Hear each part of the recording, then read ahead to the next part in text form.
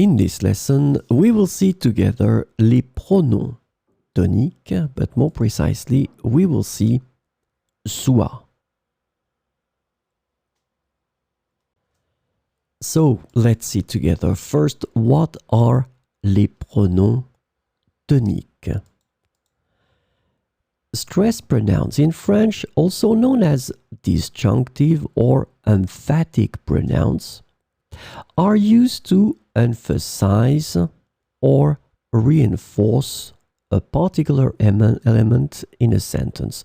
So this is really important. Remember, you will use les pronoms toniques to emphasize or reinforce an element that is in the sentence.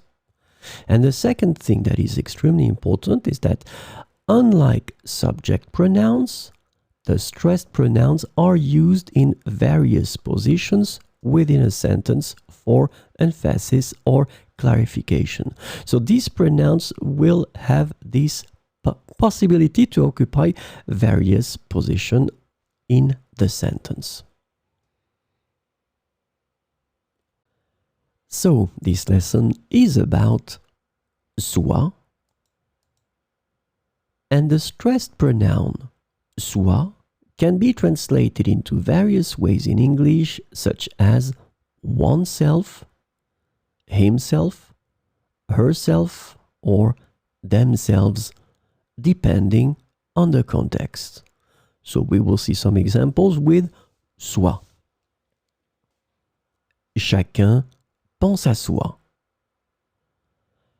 Chacun pense à soi. Il est important de prendre soin de soi. Il est important de prendre soin de soi.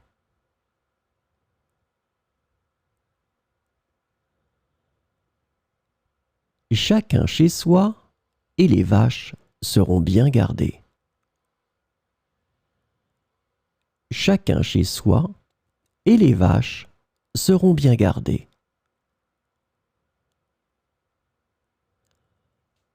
On doit être vrai envers soi-même. On doit être vrai envers soi-même.